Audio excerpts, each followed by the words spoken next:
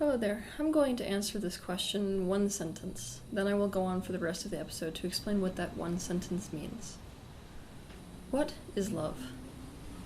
Love is to take something as part of yourself. When you love something, you pull it towards yourself. You include it as you. It is an experience more than it could ever be a concept. It is the energetic movement towards oneness. Now, the exact opposite vibration of love is fear.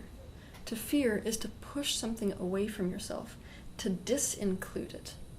You don't take it as you, instead you push it away from yourself. The ultimate reality is that of oneness. You may be looking at a chair or a dog or you in the mirror or your best friend or a tree and think that you're all separate. But the reality is that you are all expressions of the very same energy. And that collective energy has a consciousness. This consciousness is what we have been calling God or Source. Now, there was a thought within consciousness. That thought was I. The thought was define. That thought was a bit like a cancer. The minute it was thought, it caused a fracture within the oneness, because you cannot conceptualize of I without giving birth to the concept of other. This was the birth of the ego, the birth of relationship, the birth of attachment. Like a cell dividing, the united consciousness began dividing and dividing and dividing. These fragments within oneness fragmented to the degree that the consciousness of those fragments lost awareness of the whole. You are one such fragment within oneness that lost awareness of the whole. So is the chair you're sitting on, so is the taxi out on the street, so is the tree outside. Occasionally, one of these fragments positively recognizes itself in the other fragment, and this causes a magnetism. They recognize each other as one. We call that love. Separation is the illusion. But here's the thing. In our physical lives, with our 3D minds, we love to think about illusion as separate from reality. But illusion is part of reality. Remember that in a universe of oneness, that includes illusion. For this reason, we could call fear an illusion within Source consciousness, whose reality is love. So why is love the reality of Source or God? Why is love synonymous with Source or God? The reason is because there is nothing that is not Source or God. To love is to take something as part of oneself, and there is not a thing in existence that is not part of Source or God. That is why Source or God is synonymous with love. In other words, nothing can be excluded from Source or God, and therefore by default it takes everything as itself. Watch your energy when you think things like, I don't like, or I hate, or I'm afraid of, or even negative judgments. It's the same energetic movement. It's a pushing away. You can't push something away from you without making yourself lonely, without making yourself separate. This opposes love. This causes pain. In fact, there is only one pain in this universe. That's the pain of separation. In fact, there is only one form of happiness in this universe. That form of happiness is unity. If you are feeling pain of any kind whatsoever, it means that in this moment you feel separate from something. And anytime you feel happy, it means that in this moment you feel unity with something. When we get into pain in a relationship, it is always an indication that we have a fear present. Why we feel separate from them. So anytime we feel this, we can expose the fear instead. When I am in pain of any kind, I have to ask myself, what part of myself am I trying to push away? Usually in response to it being awoken by something external to me. Is it the side of me that doubts the rest of me? Is it the side that feels so powerless and cut off from others that it is in rage?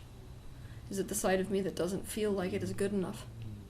Can I take that part in as part of myself? Can I bring it closer? This is radical self-love. The universe is a mirror of self. Doing this work where we take the aspects of ourselves which we are pushing away and instead bring them closer.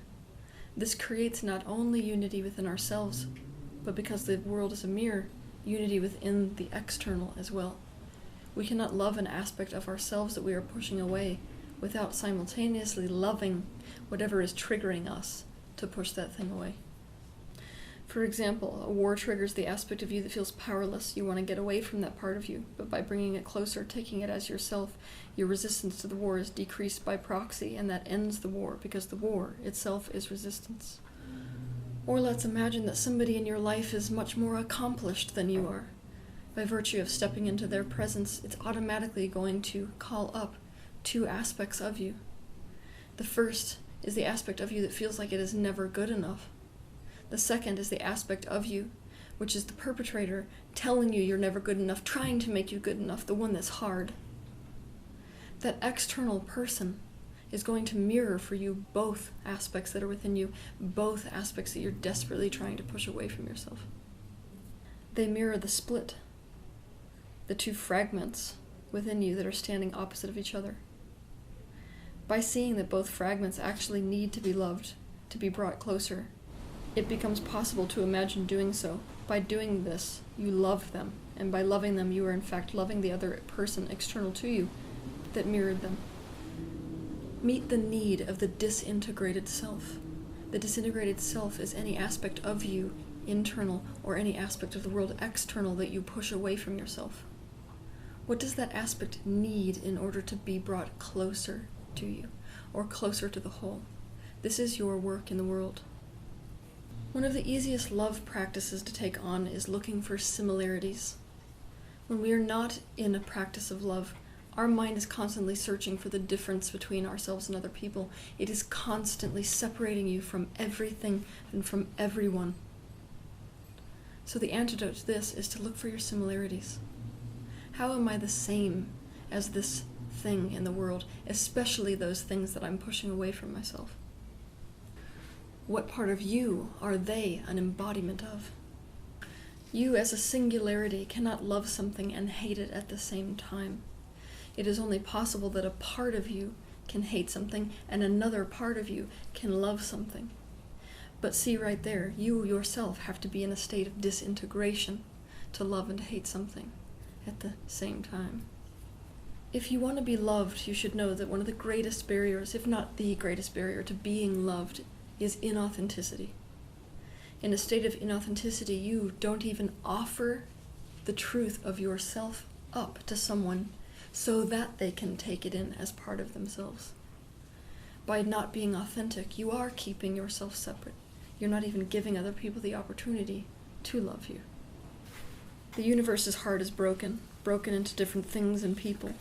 You can't not have a broken heart as an I that is separate from other things. It is our job to love that broken heart back to unity.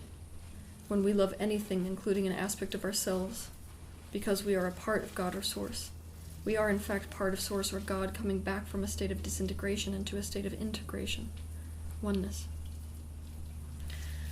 The new question that you have to ask towards the things that you fear and hate is, how can I not love this? How can I not love this? The truth of the reality of this universe is oneness, which means that it doesn't matter whether you like something or dislike it. It is part of you. You can't not love something because, like it or not, it is part of you. So practice the art of integration. Practice the art of oneness. Practice the art of love. They are all different words for the very same thing. Take the aspects of yourself, especially those that you push away, and instead take them as part of yourself. Have a good week.